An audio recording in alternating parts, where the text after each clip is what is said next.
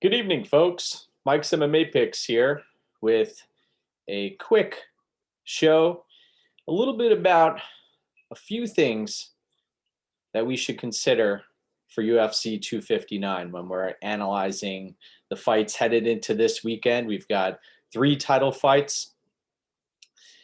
Should be a fantastic card.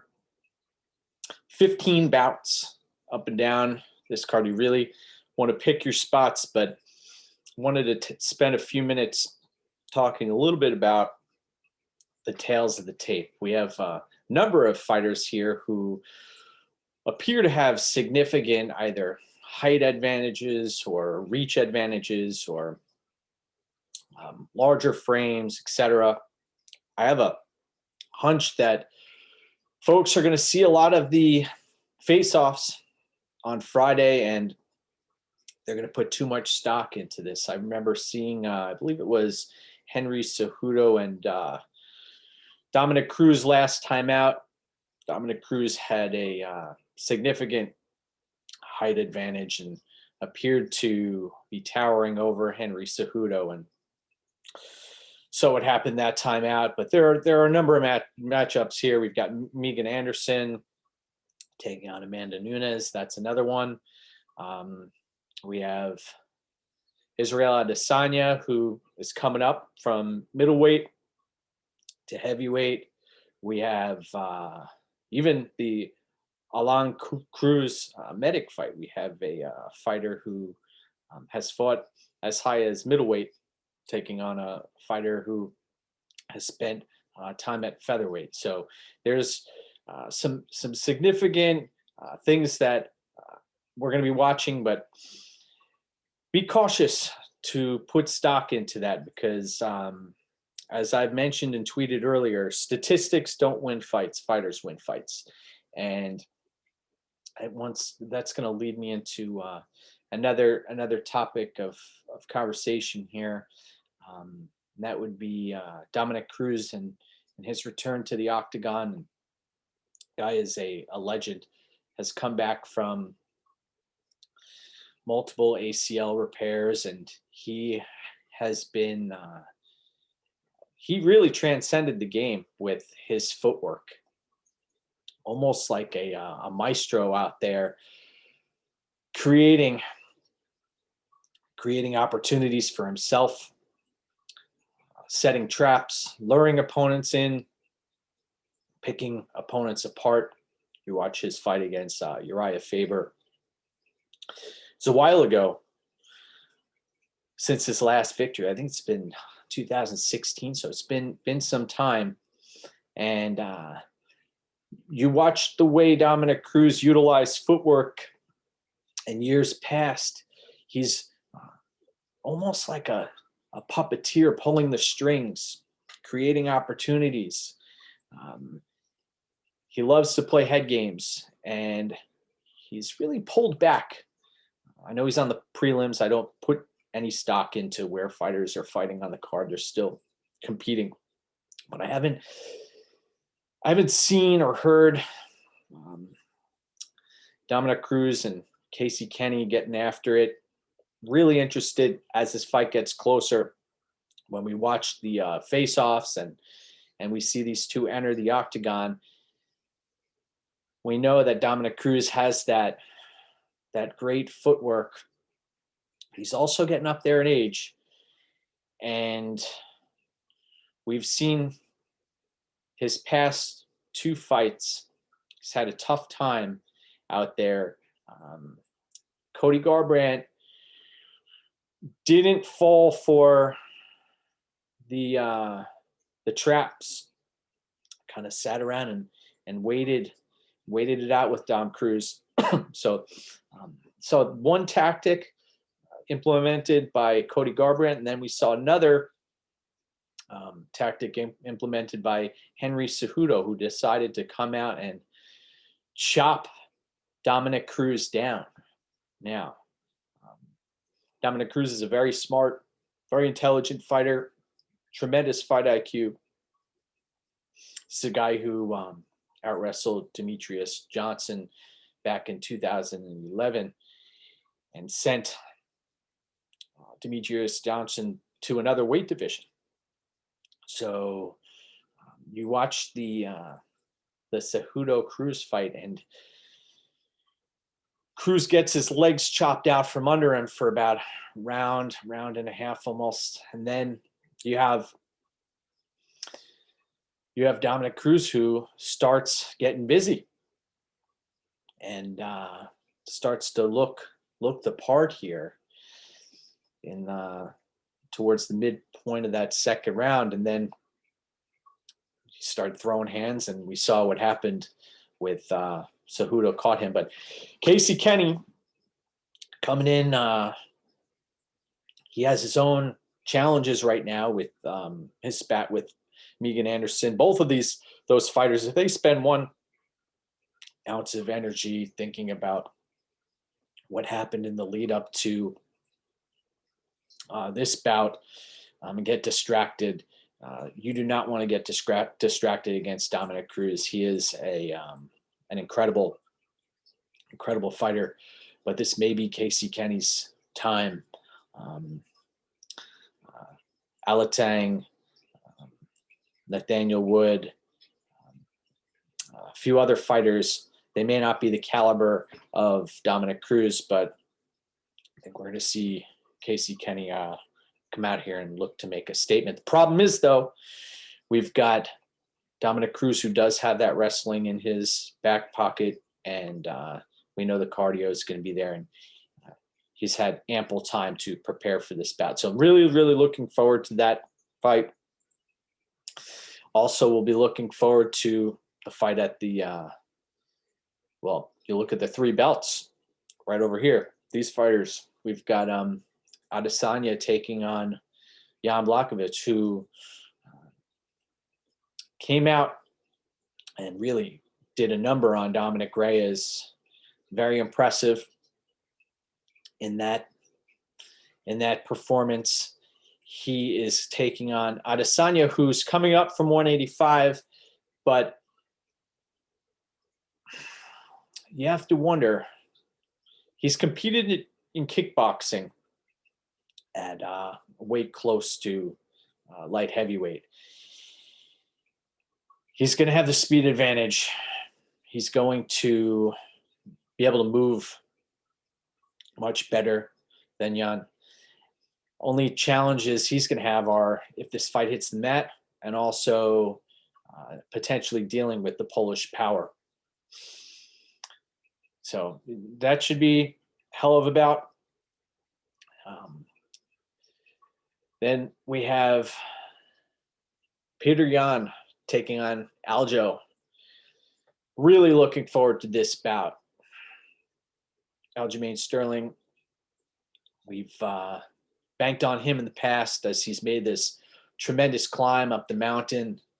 Now taking on Peter Yan, who, in my eyes, I consider him the ultimate weapon here. A versatile striker who can basically compete in fights anywhere. You watch his fights against Magomedov, how he completely rolled through Uriah Faber, and I know that Aljo would have done the same there too. You watch the Pedro Munoz fight for Sterling. Very, very impressive in that performance. This bout is going to answer a lot of questions.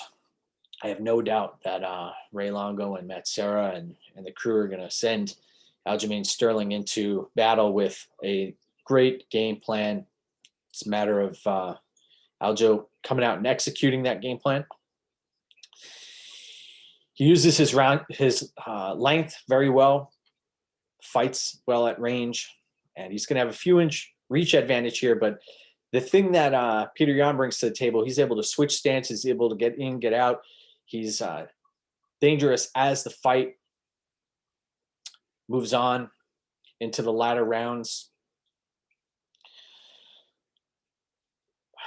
I'm looking forward to breaking this fight down later on in the week, but I am looking forward to this fight.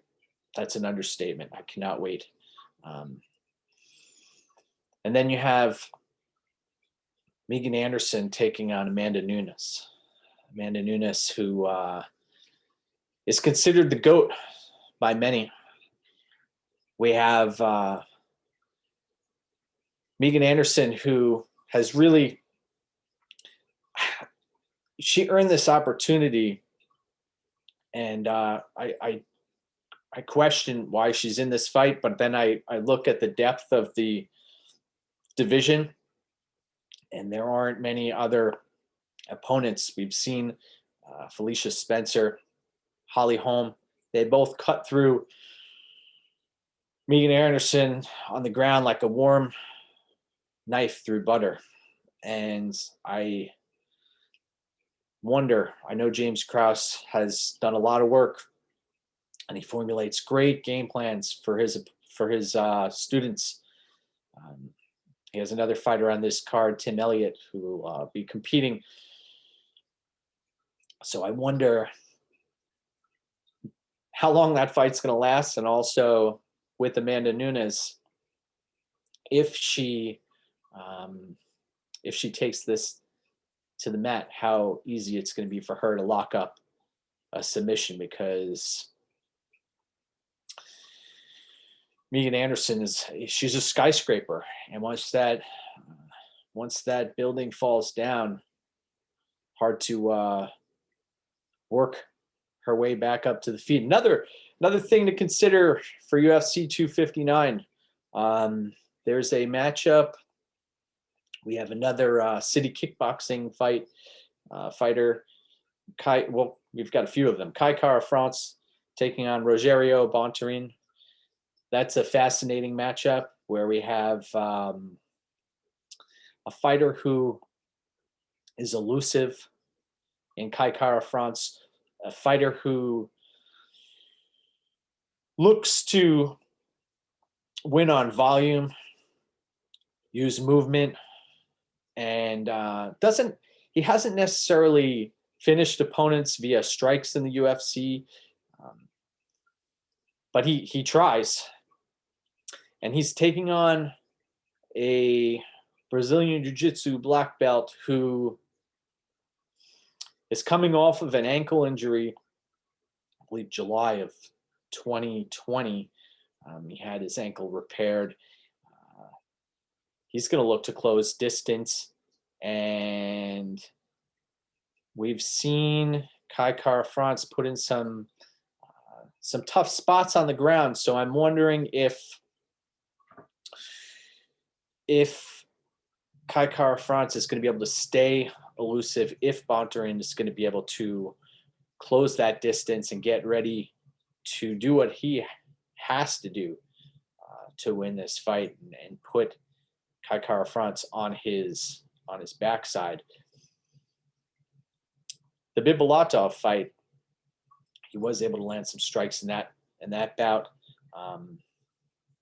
Looking forward to that bout. There are a number of bouts I'm looking forward to. In fact, let's take a peek. Let's take a peek over here at this fight card. A couple other fights. Here we go. So we have Islam Makachev taking on Drew Dober. Makachev is coming in as a significant favorite in this spot. I recommend going back and watching the Makachev Chris Wade fight back in 2015. Great scrambles in that fight. Granted, it doesn't make much sense if you're taping for 259 because Dober doesn't possess that level of wrestling. But nonetheless, you watch Makachev reverse Chris Wade and put himself in some advantageous positions to walk away with a unanimous decision victory. Drew Dober is going to look to come in here and put Islam Makachev's lights out. We will see if he's able to do that. Number of other bouts here that are enticing, even in the early prelims, got to be honest, where we have a banger right off the bat. Right off the bat, my friends. Trevin Jones against Mario Bautista. That's something to consider right there, that matchup, especially when we're preparing to compose our DraftKings lineups later on in the week, where we have 3 MMA Lab fighters competing